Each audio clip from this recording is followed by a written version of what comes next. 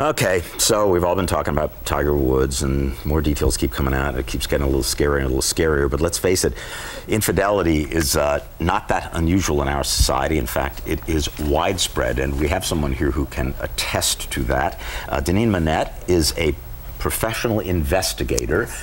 She has a PhD from Hastings Law School, and her specialty is looking into things like the legal aspects that develop from cases of infidelity. And she's written the book called Ultimate Betrayal, Recognizing, Uncovering, and Dealing with Infidelity. So, first of all, this book came out of your own personal experience, I guess. You went through some bad times. Yes, I've had infidelity as an issue in several relationships, and plus being an investigator, being a fact finder, dealing with the situation with friends and family members, it was pretty easy to put the information together. So Tiger Woods, we look at him, oh, hey, he's a big celebrity. Of course, you know, they're different than we are, but actually they're not that different. No, it's just public. The only thing that makes a difference is that it's public, and that he probably has more access to women throwing themselves at him than the average man walking down the street. Right. So any sense of how widespread infidelity is? Anybody getting uncomfortable with this conversation? By the way, you know, there are probably people squirming out there right about now. Well, the numbers are high. I mean, it's about 60% of admitted relationships that have infidelity that has been an issue, and the numbers probably are higher because it's not something people readily admit to. So I have heard statistics anywhere between 60 to 75% of relationships are impacted by infidelity at some point or another. Okay, so the range of reactions in the case of someone discovering that a spouse has been unfaithful. All over the chart. Yeah, okay, everything from passive acceptance to confrontation to violence and even criminal confrontation acts. Of the other person, the other party. You know, sometimes you suffer in silence and you just try and deal with it and get through. And other times there's this rage that comes out, and that's what I call the X factor.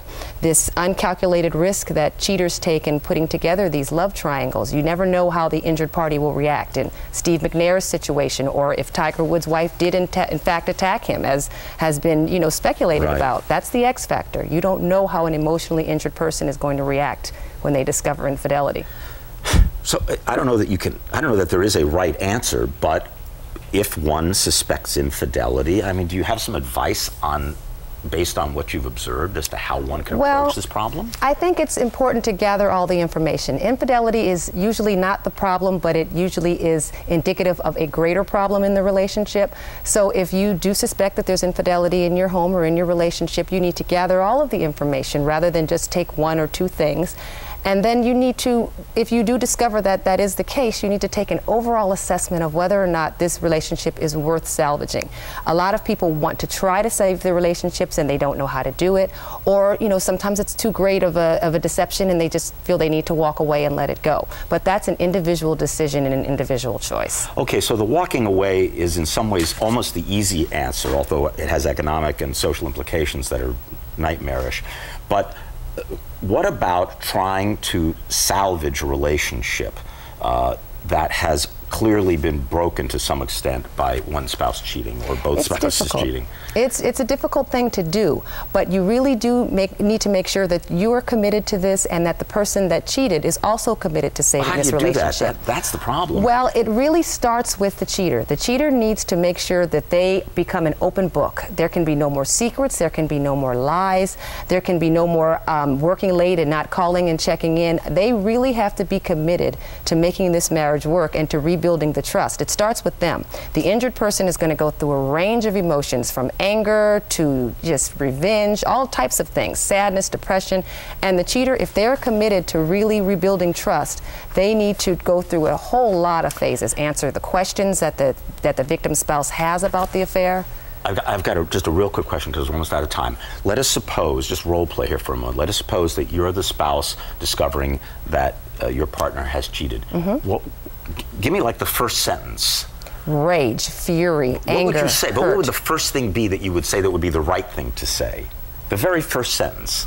How could you do this to me? Or why would you do this? Or what's the problem? I don't know what the right thing is because it's different according to every relationship, but you just act on feeling. It's pure emotion in the beginning, pure emotion.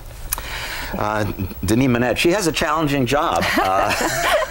She sees the seamy side of human life as a criminal investigator. Her book is Ultimate Betrayal, Recognizing, Uncovering, and Dealing with Infidelity. And you did see her website up on the screen, ultimatebetrayal.com. Thank you very much Sure, for joining us. anytime. Thank you for sharing your insights. We're going to take a break.